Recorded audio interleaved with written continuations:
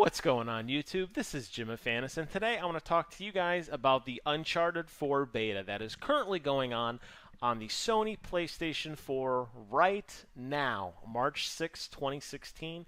This is actually the last day of the open beta slash stress test, in which Naughty Dog is going to get some time to see what works, what doesn't work, in preparation for the big launch that will be happening.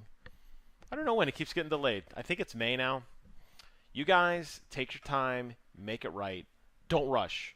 Don't rush. You take as long as you want. You want to delay this game to 2020? Don't do that, because then you'll be Duke Nukem forever. But go ahead and take some time. Don't rush. You get it right. Get it right. You know, we got plenty of other games to play. I'll be doing a video on that a little bit later, talking about some of the amazing games that are out in the PlayStation Plus and games with gold Xbox right now that you could dive into and have a blast with. But for now, let's focus on Uncharted. Now, if you have not played Uncharted, where the hell have you been? This game really defined, in my opinion, what the PlayStation 3 was all about. These open adventure action type games, and I know there's been a lot of controversy lately on what is an adventure game versus what's an action game. I'm not going to get into that. Let's just say it's a fun game. You have likable characters, a good story, great mechanics, great cover-based mechanics. And I really did enjoy the single-player game for both, all three rather, Uncharted 1, 2, and 3. I didn't get much into the multiplayer because I was more of a Gears guy. That's where I got my fix on the third-person tactical cover-based shooters. Obviously, I cut my teeth on Call of Duty, Halo, Quake, that sort of thing. That was obviously my first-person fix. But I never really got into the Uncharted multiplayer aspect of things. So when I heard that the beta was going on, I didn't really take it so much as an opportunity to see how great Uncharted multiplayer is. I was rather more focused on what does the game look like. Now, I know there's been a lot of videos, and obviously E3 the last few years has really hyped up some of these overarching 20-25-minute demos. I know there's a lot of press kits and that sort of thing that's going out, but just for some guy who's sitting next to a garbage can with a pipe 3DS carrying case in it, I don't get access to a lot of these things. You know what I mean? So this was exciting for me. This was exciting to dive in and actually feel like I get to see what this game is all about. So I'm giving you guys my impression from that perspective. The perspective of the guy who looks outside the window and like, let me in. I got to be in today. And let me tell you guys, it was awesome. So there's a couple multiplayer maps you get to play on. One of them's called Madagascar City. One's called the Rooftops. And then there's this little tutorial area called the Island, I guess. I don't know if that's the official name for it. But you just basically run around and you get to check out basic mechanics. That's actually how the demo starts, is our beta. I'm going to use demo, beta, and stress test interchangeably. Okay, that's where the game starts, and it basically gives you a rundown of how to shoot, how to cover, how to look at the map, how to pick weapons, all that sort of thing. Right away, graphically, I'm blown away. Now, Naughty Dog has always been really good at pulling the most out of the console compared to anyone else that I can really think of. I mean, The Last of Us arguably is a PlayStation 4 game on PlayStation 3, just to show you how far they push the technology at the end. But the attention to detail in Uncharted 4 will absolutely blow your mind. I spent just a little bit of time walking around and just not really doing anything that the demo, beta, stress test told me to do. I just wanted to see what the graphics were like. And attention to detail in this game is really second to none. I'm not going to say it's photorealistic because I don't know if that is really a correct example or a correct definition of what the graphics look like, but I'll tell you guys that the graphics just overall just had a really good look to them. And, for example, you have your AK-47. It has one of those straps. So while you're holding it, there's that strap that you could, like, sling around your shoulder and carry it around. As you're running, the strap's bouncing back and forth. When you press in the thumbstick, it's either L3 or R3, Nathan will have the gun over his looking down over one shoulder, and then you press it again, and now he's looking at it. Look how awkward that is. Can you tell I'm a righty? Looking over his other shoulder. When he does that, clearly he's moving the gun from shoulder to shoulder. The strap moves. When you switch weapons, he pulls the strap over his shoulder. Now, why am I talking about a strap on a gun so much? Because that's the level of detail that this game brings.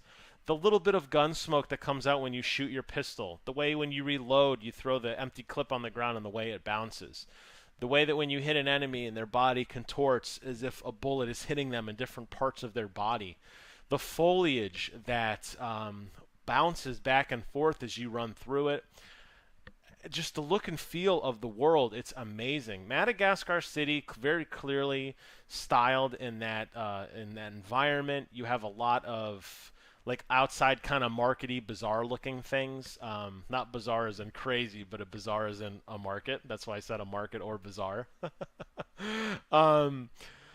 You could run through different bars. There's like glass. You could shoot glasses off counters and they shatter and explode. There's like this cobblestone kind of common area. There's places where you can grapple, slide down roofs, and you could shoot while you're sliding down the roof. That's a lot of fun.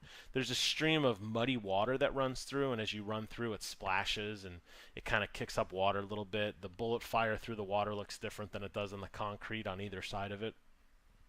The other map is the rooftops, and that takes place on the rooftops. It looks like way up high. I don't know if it's like Rome or something. It's very similar to like what you'd expect from Assassin's Creed or something when you're towards of the like kind of the end game, where you're way up in the stratosphere. A lot of climbing, a lot of verticality. There's like a bell tower you can snipe from. And very different than Madagascar City. Now, I think I mentioned this. I was never really into the beta or the multiplayer from Uncharted, so I didn't know what to expect, but the gunplay is very fluid. There's some weapon balancing issues I think they can probably work on. I was playing with the shotgun primarily because it's a shotgun. But I didn't really feel that oomph like I kind of wanted to, and it seemed like up close I was losing to pretty much everything, whereas to me a shotgun should be a one-shot or pretty damn close to a one-shot, and I didn't really feel that. There's some other small balancing things. I mean, I don't really care so much about that. I'm sure they'll fix it in time. I can't say that Uncharted will ever be one of those ultra-competitive multiplayer games, but I do appreciate that they're giving us a rich single-player experience. I hope. I'm sure it'll be a rich single-player experience. Whether you like the story or not, it's a different version, but it'll be there. And a multiplayer for $60. You're not getting one or the other. Rainbow Six. You're not getting one or the other. Titanfall. I'm talking to you. Whoa, what the fuck? Some fat guy's yelling at me on TV, honey. You're going to get the whole thing, and I appreciate that. And the level of detail that went into it is really, really good. Now, the mechanics that go into the game are very standard to what you would expect in other competitive multiplayer shooters. You run around and you collect money. You get money when you kill people. You get money from looting their corpses or just running around. I guess other people that haven't looted their victims' corpses, you can pick those up too. And you start to get gold coins. What you do with the gold coins is inside the game there is a store which you just access instantly and buy things on the fly. You can pick up an upgrade for your primary explosive, whether it happen to be a grenade or smoke grenade or C4. It'll change how much smoke or how much whatever. You can also buy bots that will help you out, like a bot that just lays down suppressive fire. It's like he just spawns next to you, just the big dude, just the machine gun, just walking and spraying. That's kind of neat. Or the mythicals. Now, the mythicals is something that I don't remember hearing much about. These are basically like the curses, the supernatural element of the Uncharted world. I was playing with Elena, who's one of my favorite characters, and she has a mythical, I don't know the name of it, but it's always something like the Curse of Alibaba or something like that. She throws down this ring, and it explodes, and everybody inside the ring is in slow motion. And it's really cool because obviously you pretty much mow everybody down in there. Those are really the game changers. I saw one that actually had these like missiles that flew out and like blew people up, which seemed kind of overpowered, but hey, that's okay. They're very expensive to buy, and as you buy them, they go up in scale, so it's not like you could use them infinitely. But if you want to save up your money and get one, that's great. At the end of every match, all that progress is completely reset. You start with $0.00, and you have to work your way back up. In addition, there are other, I don't know if this is the same, I don't think this is the same currency, obviously, because you'd buy everything instantly. But there's another currency in the game, outside of the regular game, where you can buy different taunts for your character, different vanity items, like Nathan Drake can wear an Indiana Jones hat, or aviators, or Sully can wear a scarf, or like a chef's hat, and also different gun loadouts, so you can make your own custom class, and you have to rebuy those guns to get your custom loadouts.